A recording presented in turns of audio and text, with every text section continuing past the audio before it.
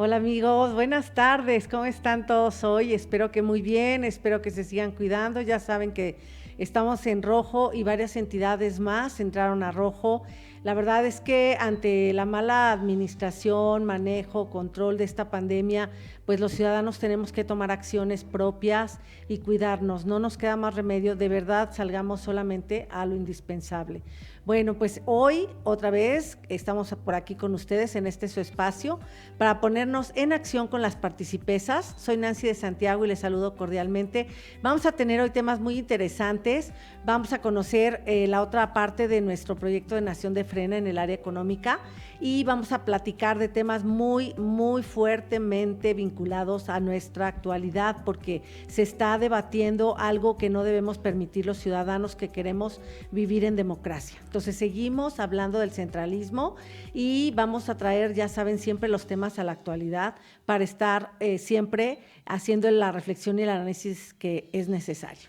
Gracias por estar hoy con nosotros nuevamente. ¿Qué tal? Buenas tardes. Qué gusto saludarlos una vez más. Y lo dice bien Nancy, lo tengo que reiterar porque estoy preocupada. Por favor, cuídense mucho. Por favor, no se expongan ni un momento. No vale la pena nada. Estamos perdiendo mucha gente y tenemos que cuidarnos todos y cuidar a los nuestros. Así que pues no hay que salir si no es necesario. Bueno, pedimos mucho a Dios que nuestro país pueda salir adelante pronto, que podamos reactivar todo y que podamos salvar la más gente que se pueda, ¿verdad? Por eso tenemos que cuidarnos todos. Bienvenidos una vez más, damos gracias a Dios por esta tarde y nos ponemos en sus manos para iniciar esta transmisión de nueva cuenta y estamos con ustedes en acción con las participesas. Soy Areli, bienvenidos.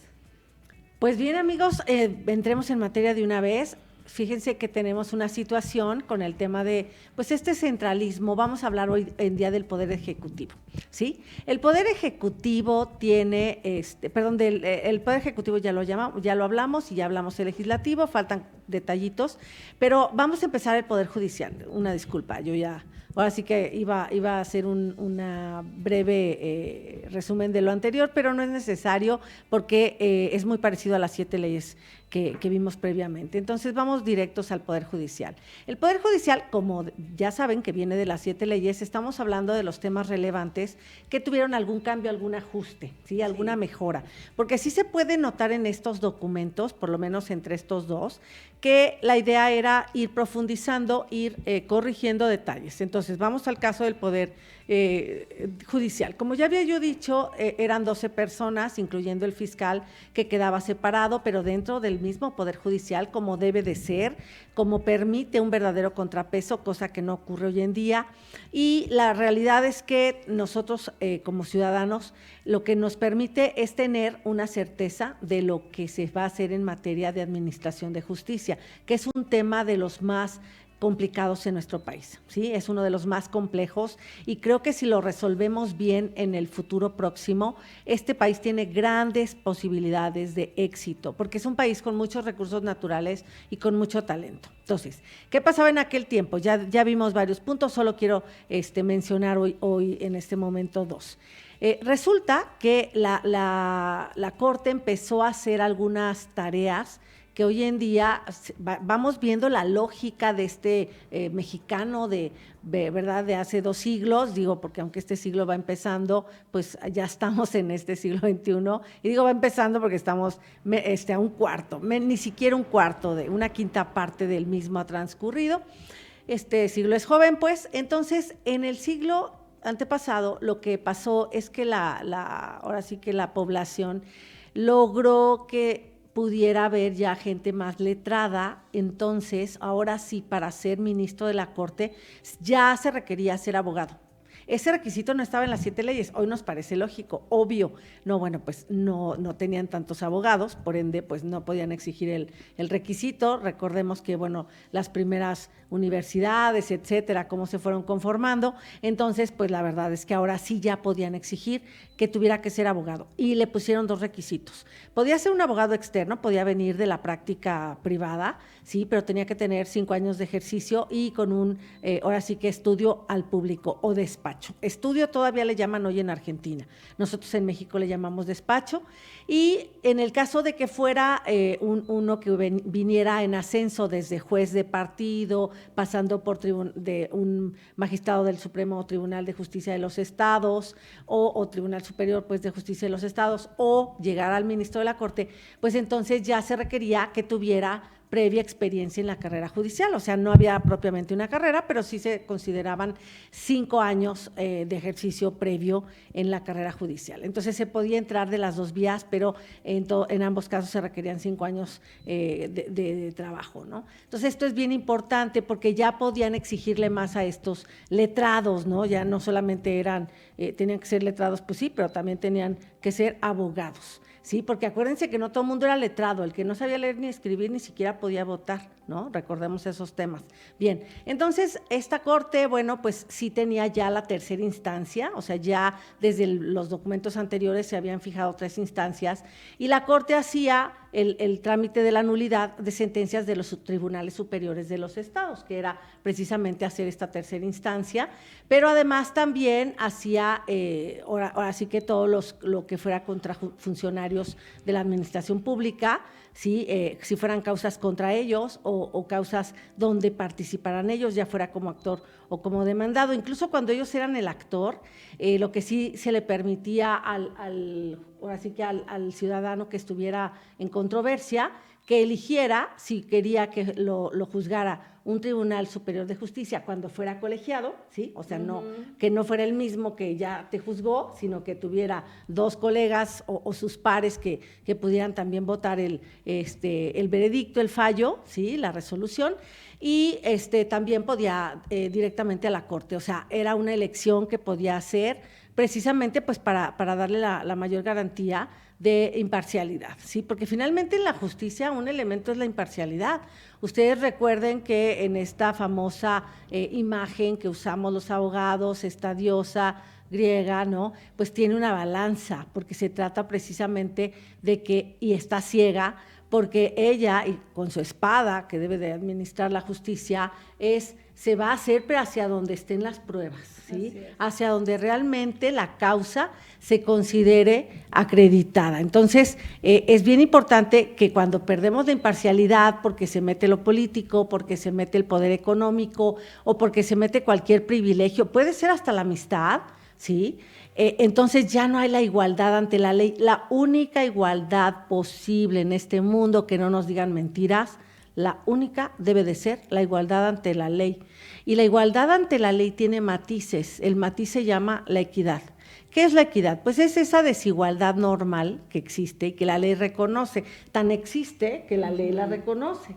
Entonces le va a dar ciertos derechos, por ejemplo, a los más vulnerables, a las mujeres, a los niños, a los adultos mayores, a los indígenas, a los discapacitados. O sea, la ley va a encontrar alguna clasificación donde más que una jerarquía va a ser una situación de excepción, una situación de consideración a una condición o un estado propio que tiene ese sujeto, ese ciudadano, y que por ende, para igualarlo con el otro que está peleando con él en un juicio, por ejemplo, o en la vida, puede ser en la estructura social, política y económica, entonces se le da algunos mecanismos de ventaja, pero la ventaja es no para que supere al otro, sino para que se iguale.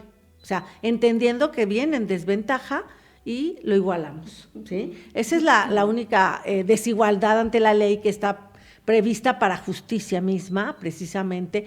Y entonces, bueno, en este caso, decíamos, pues, la Corte de Justicia, pues, tenía estas posibilidades. Además, fíjense que ya empezaban estas controversias, que podía haber ahí algunas controversias entre estados, y lo que es, acuérdense que eran departamentos más que estados, entonces, bueno, entre los departamentos y las municipalidades que ya empezaban a existir, o también entre un estado y otro, un departamento y otro. Entonces, eso también lo tenía que dirimir ya la Corte. O sea, ya la Corte empezaba con temas que tenían que ver con asuntos donde hoy en día tenemos acciones específicas de inconstitucionalidad o ahora sí que controversias constitucionales para poder preverlo de manera mucho más rigurosa, y mucho más compleja. Entonces, pero ya la lógica le decía a esos mexicanos de aquel siglo que tenía que haber algo, un mecanismo, ¿verdad?, para protegerse de los abusos que hubiera de los poderosos, ¿no? De lo que fuera el funcionario público, el que tenía rango, que podía darle una posibilidad de estar por encima de los demás gobernados. Y bueno, ciertamente este sistema que se manejaba en ese momento, porque si bien para 1842 los constituyentes hicieron una constitución para el 43, López de Santana dijo, bueno, hay que darle una renovación, como que esto no le gustaba tanto porque quería volver a centrar todo el poder, ¿no? Entonces, bueno, en ese tiempo es importante ubicarnos en la época, porque es mediados del siglo XIX, para que tengamos presente, hay que conocer la historia. Todos los que nos ven lo menciono porque dicen que conociendo la historia evitamos repetir los errores, ¿no? Entonces, como se fue constituyendo nuestro país, cómo se fue, los errores que se cometieron, lógico, cuando empezamos a tratar, a crear, a hacer, hay error y acierto, ¿no? Entonces, en ese tiempo, pues hubo muchas modificaciones, se hacía una y se tiraba otra y luego se levantaba y se modificaba y así se la llevaban. Entonces, para formar en ese momento del 43, para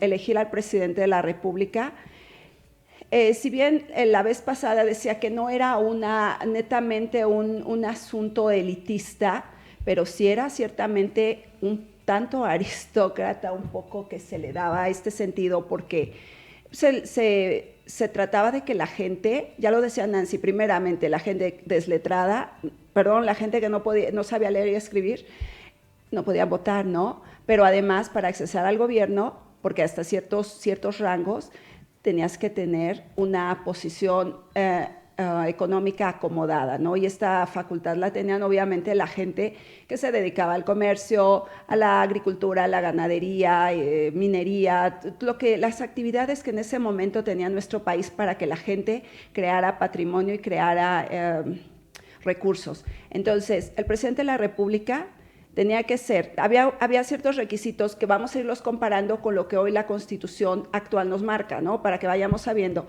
El presidente de la República tenía que ser una persona, primeramente, que estuviera acomodada y que tuviera también unos ingresos netos superiores a 2,000 pesos mensuales,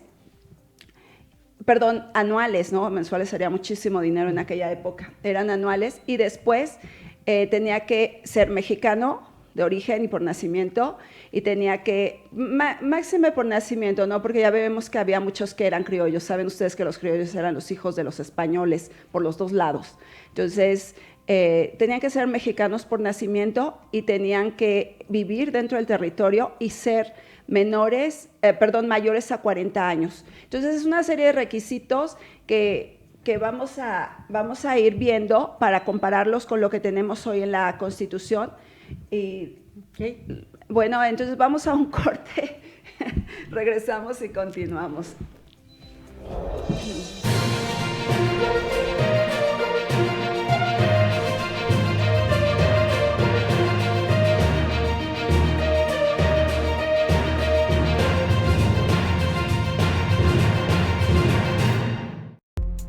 Produce tu contenido audiovisual con nosotros. Transmisión en streaming, logotipos y anuncios. Formato de televisión con creatividad e innovación. Aquí, en Canal Foro CX. Vidas peluditas. Historias de rescate, protección y adopción. Sábados a las 6 p.m.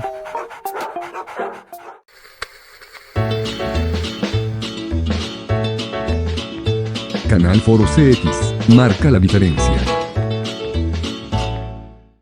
Instalación de malla ciclónica. Cotizaciones sin compromiso. Cercas de Celaya. Para uso industrial, residencial y deportivo.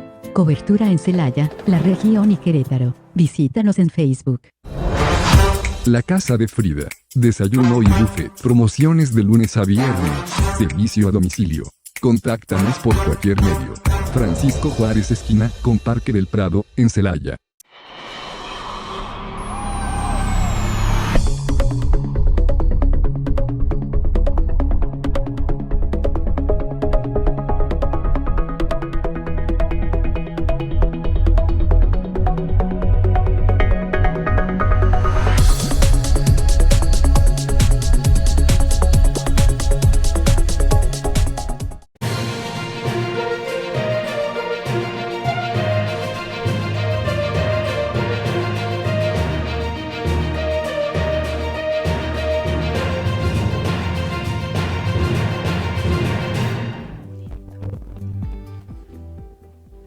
Amigos, de nueva cuenta continuamos con los requisitos para el presidente de la República en ese momento.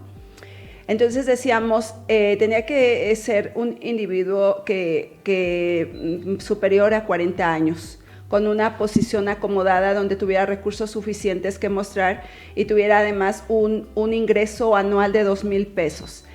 Y así, ser mexicano de origen, nacido en territorio nacional, estar viviendo ahí, netamente son muchos, los requisitos son muy similares a los que hay ahora, pero obviamente tiene sus vertientes y sus diferencias, que es lo que vamos a ir analizando.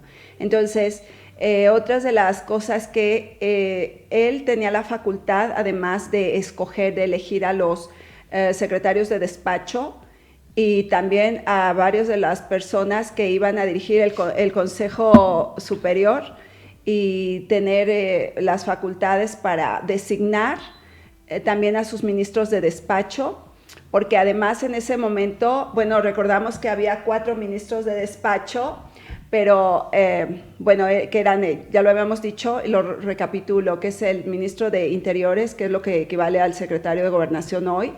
De Asuntos Exteriores, pues sabemos el secretario de Relaciones Exteriores o ministro, y después de Comercio y Marítimo y Guerra, ¿no? O sea, era otra secretaría, y la Secretaría de Hacienda para la recaudación de impuestos. Entonces, después también tenían un Supremo Consejo y también tenían un Consejo de Ministros. Los ministros, los que eran los secretarios de despacho, esos 4, pero además ellos también tenían que... una de las cosas importantes que tenía el requisito del presidente de la República es que no tenía que pertenecer, tenía que pertenecer al Estado secular, no tener nada que ver con ninguna religión en ese momento, aunque en ese tiempo de la historia de nuestro país la religión principal e importante era la religión católica, ¿no? Entonces...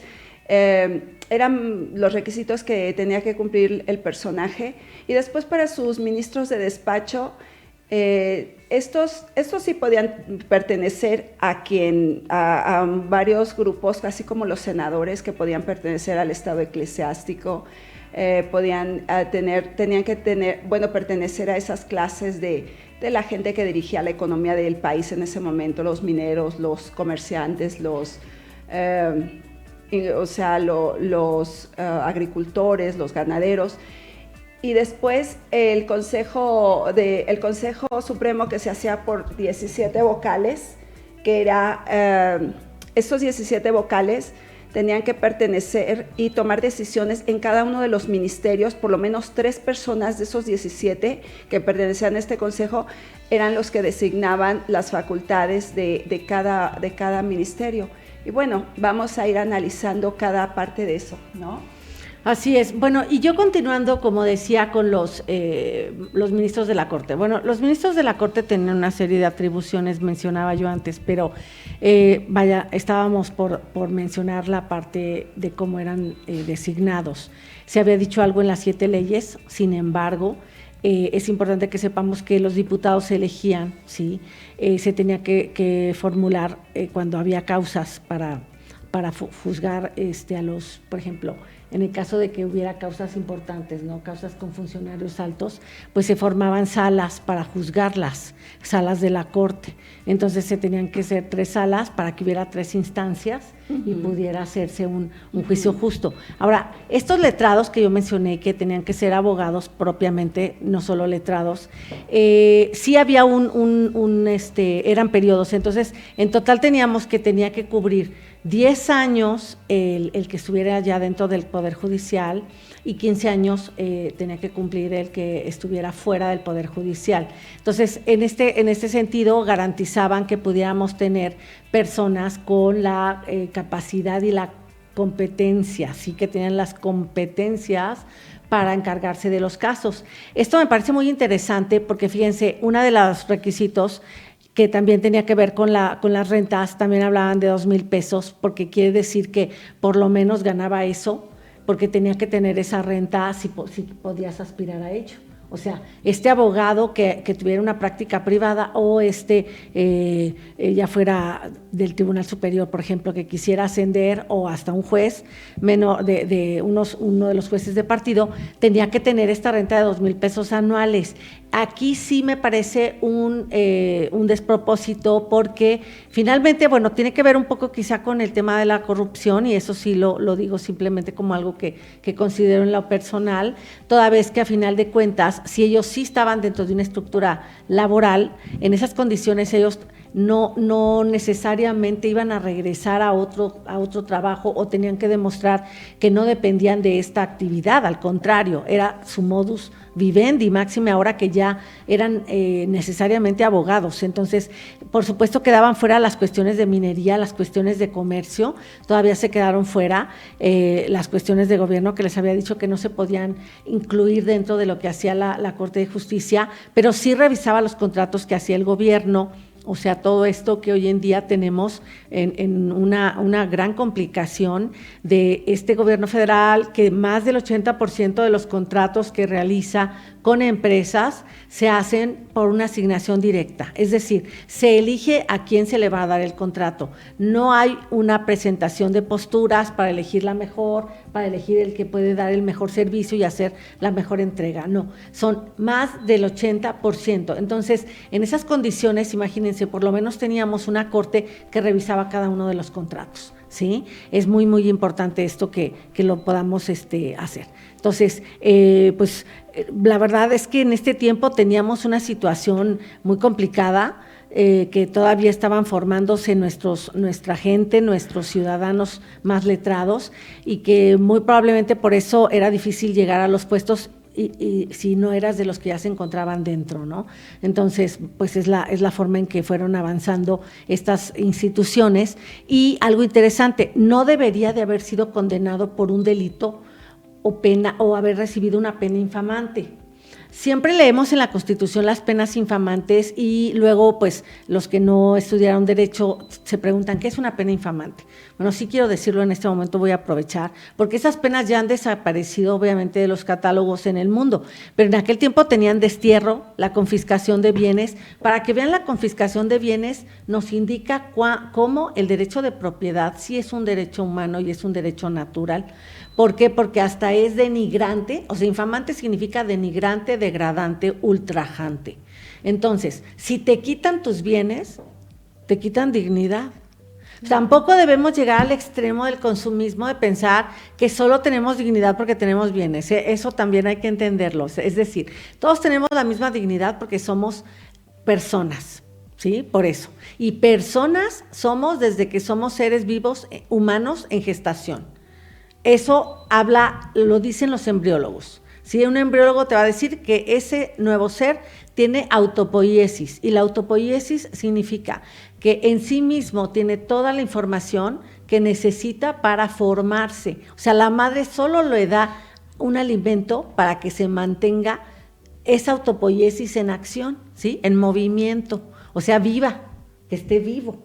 Mientras esté vivo, la autopoiesis, ya la madre no es la que decide o determina nada, ¿sí? Entonces, bueno, ahorita que volvamos del corte, amigos, vamos a poder terminar este interesante tema, pero bueno, pues seguimos con ustedes.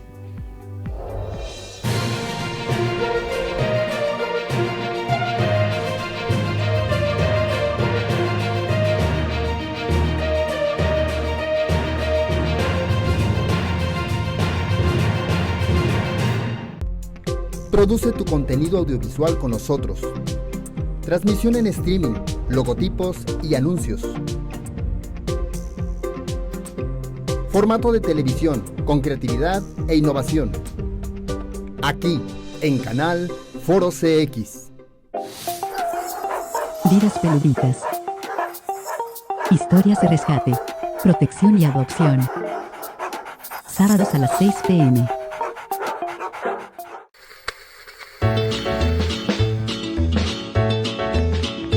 Canal Foro CX, marca la diferencia. Instalación de malla ciclónica. Cotizaciones sin compromiso. Cercas de Celaya. Para uso industrial, residencial y deportivo. Cobertura en Celaya, La Región y Querétaro. Visítanos en Facebook.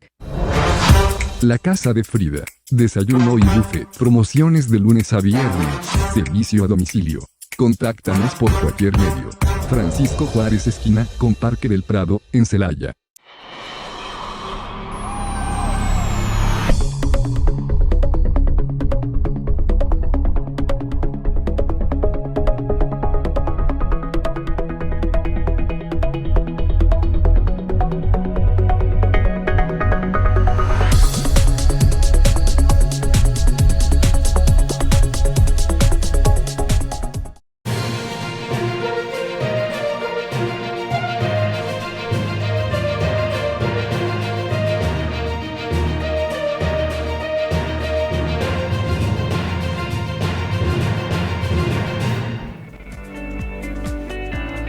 Bueno, amigos, pues seguimos con ustedes. Ya saben que en la tele en vivo pues hay cosas ahí que no puede controlar uno, pero seguimos adelante con el tema. El tema que estábamos hablando era las penas infamantes y decía yo de la confiscación de bienes y que no debemos confundir que solo vamos a ser personas cuando tengamos bienes. No, efectivamente ya mencionaba yo que tenemos pues esta autopoiesis en el ser humano vivo concebido, ¿sí? Que se encuentra en gestación y para que continúe la gestación es para lo que aporta la madre el alimento, nada más, pero todo lo demás ya está dado per se en el propio ser. Entonces, bueno, precisamente sí es un derecho humano la propiedad porque la confiscación de bienes y la demolición de la casa llegaron a ser penas y se consideran precisamente infamantes porque te dejan, aunque la dignidad no está ahí, porque tu dignidad está en lo que eres tú mismo, ahora sí que en esta humanidad que tenemos, va asociada con algunos elementos de tu seguridad personal, de tu autoestima, ¿sí? De tu propio ser. Entonces imagínate que te demuelan la casa por una pena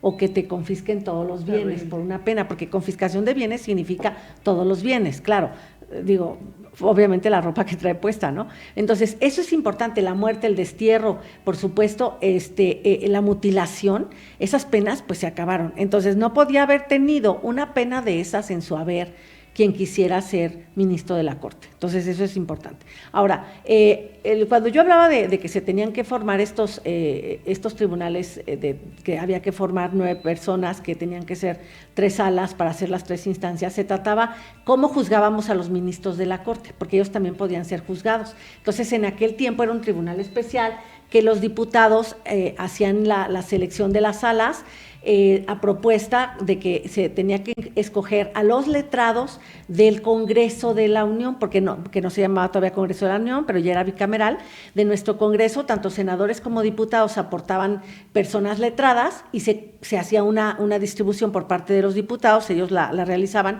en 3 salas, ¿no? De 4 personas. El acusado podía rechazar alguno y también el acusador, ¿sí? Y ya con eso se quedaban los que iban a hacer las 3 salas. Si no te alcanzaban los letrados, los letrados, podías seguir escogiendo hasta que llegaras al último, pero que no fuera, como decía Adeli, tampoco un eclesiástico, ¿sí? Tampoco para juzgar a los ministros de la Corte. Y esos eran los tribunales especiales y como decía yo hace un rato, ¿no? Bueno, se trataba de tener una justicia pues que fuera impartida por los mejores del lugar en aquel tiempo, que tuvieran pues esta educación ya de abogado, ¿verdad? Y que pudieran tener la imparcialidad necesaria. Por eso se escogía el poder legislativo, era el que iba a juzgar a los ministros de la Corte, o sea, al Poder Judicial, ¿sí? No eran sus pares los que iban a juzgarlo en caso de que la causa fuera contra ellos, ¿sí?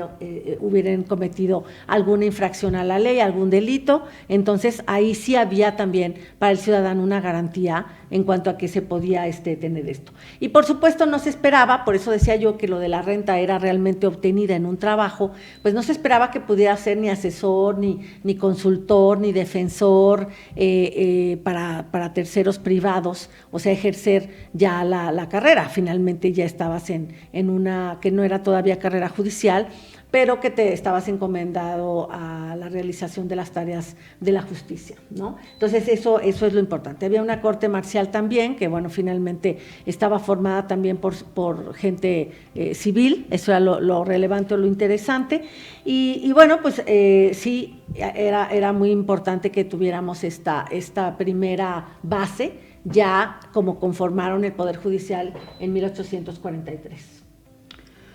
Bueno, entonces vemos cómo está conformado entonces esta base del Poder Judicial y vemos ahora, seguimos con el Supremo Consejo y el Consejo de Ministros.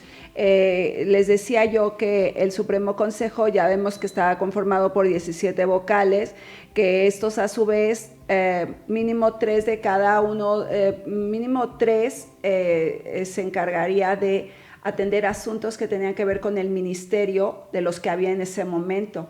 Entonces, mínimamente tres consejeros, y estos a su vez también se encargaban de asesorar al presidente, pero sí, de darle consejería, de atender, además tenían que presentar un proyecto de trabajo cuando iniciaban labores, se lo tenían que presentar al presidente de la República, y también los ministros, el Consejo de Ministros, a su vez también tenían que crear presentar ese proyecto de trabajo para que el presidente supiera cómo iban a realizar sus tareas durante el periodo que durara su encargo.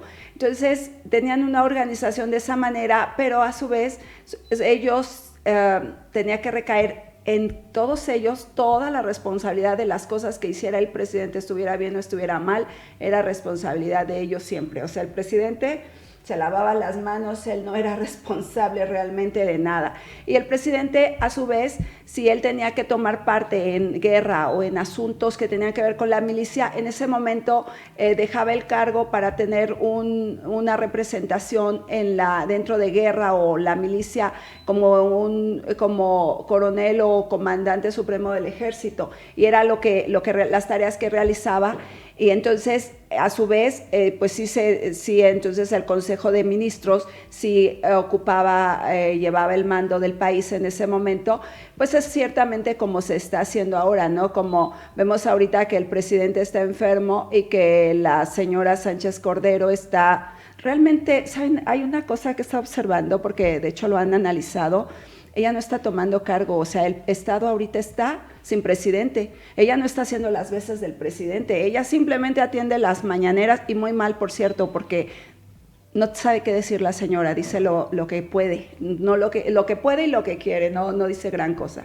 Entonces, ¿qué está pasando en nuestro país? Tenemos que observar todo lo que se está presentando en este momento, porque es muy delicado, ¿no? Así es. Pues bueno, para seguir haciendo comentarios sobre nuestra actualidad, vamos a ver un video, si me lo lanzan, por favor. Gracias, chicos. La próxima vez que te quieran engañar con el cuento de la austeridad y te quieran decir que los órganos autónomos son muy caros y que por eso hay que desaparecerlos, platícales de la capacidad que tiene Pemex para quemar tu dinero, para quemar dinero público, para desaparecerlo por las pésimas decisiones de este gobierno. No es el mercado internacional, no son las condiciones del mundo, son las pésimas decisiones que ha tomado este gobierno. 1.2 billones de pesos en 2 años. Quemados por Pemex, quemados por las malas decisiones, quemados porque este gobierno quiere apostar al petróleo, el futuro energético y presupuestal de México. ¿A qué equivalen 1.2 millones de pesos?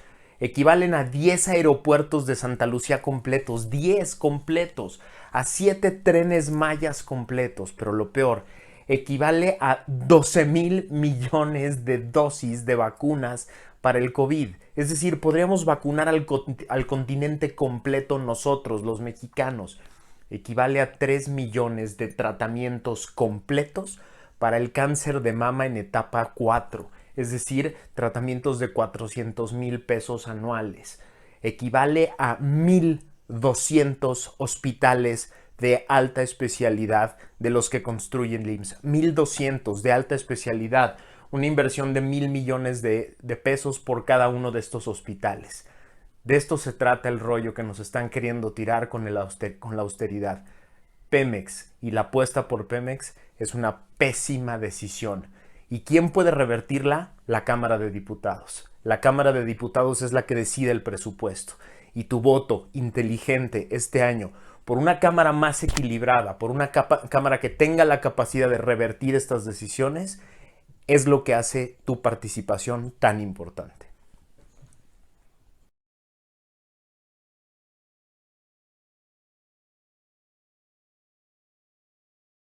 Aquí lo que estaba diciendo Arely es bien interesante porque ella dice muy bien que en estos días que el presidente está ausente, o sea, toda esta semana, me refiero a la laboral, pues no tenemos presidente y no hay nadie que esté a cargo.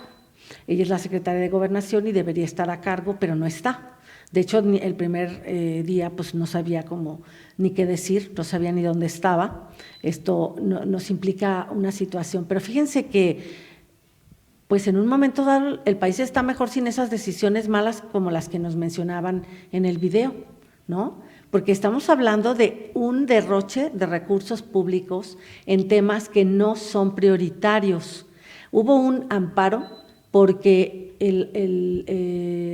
la persona, un abogado, Adolfo Solís, decía, bueno, es que tienes que cancelar estas obras, tienes que dejar de gastar dinero en ellas, tienes que posponerlas porque no son obras que sean indispensables, no son obras necesarias, ¿no? Y entonces lo que hizo el gobierno es cambiarle el adjetivo y entonces seguir construyendo porque ahora se supone que son obras importantes, ¿no? Entonces sí es muy necesario que entendamos que nuestra carencia de vacunas va a complicar al país todo este año y tenemos un año electoral. ¿Qué va a pasar en las elecciones? Eso es algo que nos tenemos que preguntar. Yo soy de la idea, porque fíjense, está previsto qué pasa si esperamos que mejore. Ahorita les voy a decir, hoy es un día, hoy desde antier, desde el martes, tenemos un país que tiene los 3 poderes enfermos. El poder religioso, porque el cardenal Norberto Rivera, pero ya va saliendo, también padece COVID.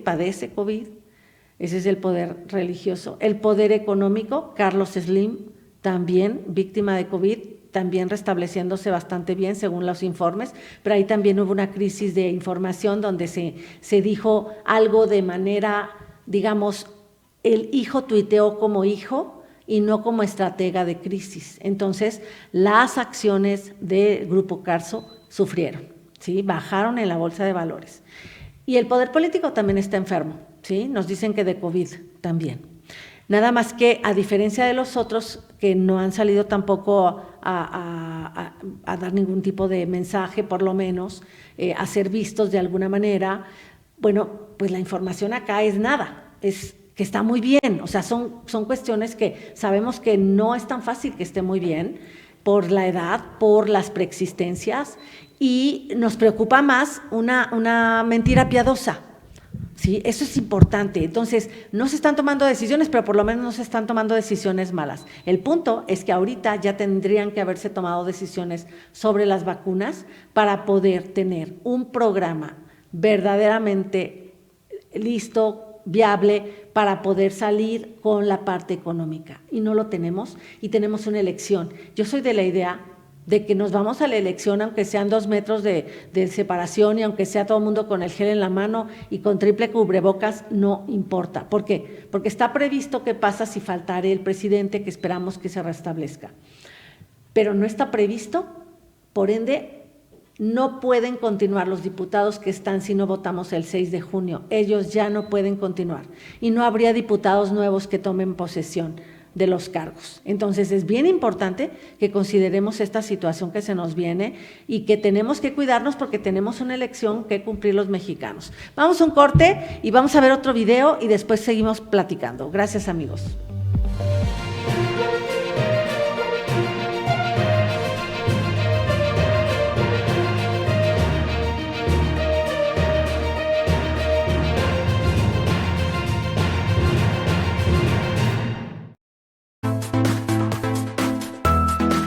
Canal Foro CX marca la diferencia. Tengo razones para imaginar que algo mágico está a punto de pasar. Tengo buen feeling, lo quiero abrazar. Ya todo me da igual, todo da igual. Yeah.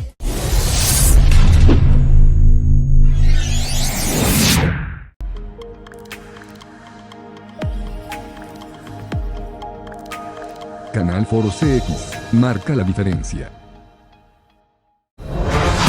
La Casa de Frida. Desayuno y buffet. Promociones de lunes a viernes. Servicio a domicilio. Contáctanos por cualquier medio. Francisco Juárez esquina con Parque del Prado, en Celaya. Vidas peluditas. Historias de rescate. Protección y adopción. Sábados a las 6 p.m.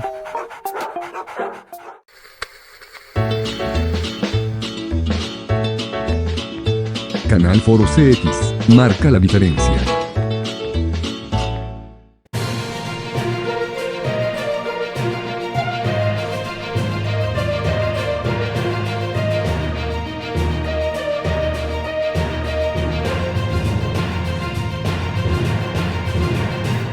El gobierno federal malgasta nuestro dinero en proyectos que solo benefician los intereses de López y sus amigos. Así es. Con lo que saca de los bolsillos de los mexicanos a través de impuestos, financia sus programas de ayuda para obtener más votos en las próximas elecciones de junio. También da trabajo que no les corresponde a los militares para distraerlos y así tener control sobre las fuerzas castrenses para poder pisotear a su gusto nuestra Constitución, nuestras instituciones y nuestro futuro. Si antes había corrupción, ahora el manejo de nuestro dinero es más turbio y tramposo. Se ocultan por decreto las cifras del aeropuerto de Santa Lucía. Además, aumentan sustancialmente y sin control los costos de la refinería de Dos Bocas y del Tren Maya. También se ocultan los supuestos contratos para compra de vacunas contra el COVID por 5 años, pero con algunas farmacéuticas al parecer no hubo contratos. Habrían recibido vacunas experimentales, de manera que nos usan de conejillos y encima nos roban. 8 de cada 10 contratos otorgados por el gobierno de López se hacen sin licitaciones y se encargan a los amigos de la 4T para pagarles favores de campaña. ¿Hasta cuándo vamos a soportar esto? Frena está pidiendo en todas las legislaturas estatales la ruptura del Pacto Fiscal Federal para que el dinero de nuestros impuestos se quede en nuestros estados. No tenemos por qué seguir soportando, con nuestro dinero, a los sinvergüenzas que prometieron transparencia y son protagonistas de la peor corrupción en la historia de México. Súmate a Frena. Juntos vamos a terminar de una vez con estos atropellos.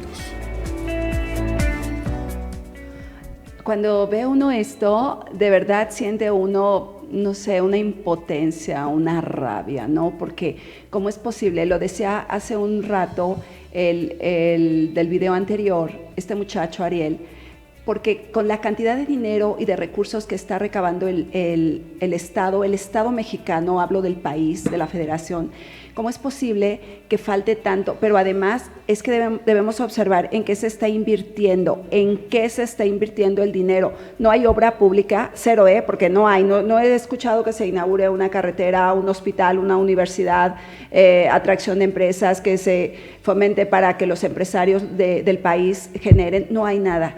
O sea, ¿dónde está yendo ese dinero? Además es que están haciendo lo que quieren. Nunca se vio tal descaro y corrupción en este país como ahora.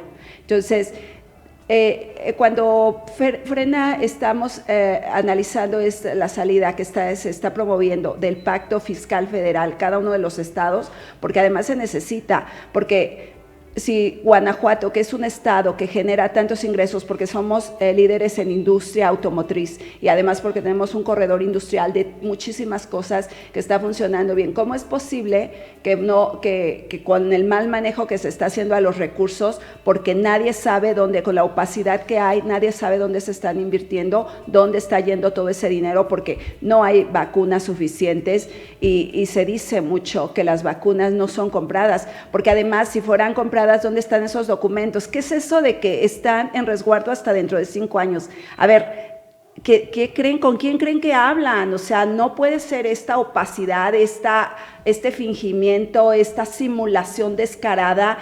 Y nadie reclama que se jodan los mexicanos, que se joda el pueblo, que se siga muriendo gente. No puede ser. Entonces, vamos a tener una caravana próxima, el domingo próximo, para que la caravana que está aquí, para que el domingo próximo salgamos todos, están invitados todos, lleven sus automóviles, vamos a hacer un recorrido que dice aquí claramente, empezamos en la Universidad Latina y de ahí recorremos el Boulevard Adolfo López Mateos, la Alameda. Ustedes van viendo ahí todo los lugares que vamos a recorrer. Vamos en automóvil, cada quien, para guardar la sana distancia, para estar a resguardo, todos en sus autos privados. Pongan lo que ustedes quieran decir, pero que lo que queremos es que cada estado se independice, porque estamos tirando el dinero, porque no hay obra, se está muriendo la gente, no hay nada. Tenemos que hacer algo, tenemos que unirnos el pueblo, porque de verdad, ¿qué está pasando? Es que si el gobierno no hace su trabajo, nosotros tenemos que obligarlos a que lo hagan. Los esperamos, amigos, para que estén aquí con nosotros el próximo domingo 31 de enero a las 11 de la mañana en la Universidad Latina. Pues así es, amigos. Esto ha sido todo por hoy. Les agradecemos mucho. Ojalá de verdad nos acompañaran en la caravana el próximo domingo. Es hacer fuerza, es hacer presión, es hacer presencia, ¿sí? Así fue como movilizamos a la oposición, eso lo dijo Broso, lo cual le agradezco mucho, porque dicho por un tercero, pues es cuando realmente, ahora sí que los aplausos es como se sienten bien. Entonces, pues la próxima semana seguiremos aquí con ustedes platicando de todas estas cosas. Les agradezco mucho su atención, gracias a nuestro equipazo de producción, a Canal Foros X. Soy Nancy de Santiago y los veo la próxima semana cuando nuevamente tengamos este espacio para ponernos en acción con las participesas. Pues muchas gracias por de nuevo, pues, el favor de su atención en esta tarde. Damos gracias a Dios por este momento. Pedimos a Él bendición para ustedes, sus casas, sus familias, para nuestro país, para los enfermos, que el Señor los bendiga, los proteja y que logremos salir adelante de esta crisis, porque de verdad duele ver cuánta gente está muriendo, duele mucho. Por favor, cuídense, que Dios los bendiga mucho. Soy Arely Meja, nos vemos el próximo. Bonita tarde.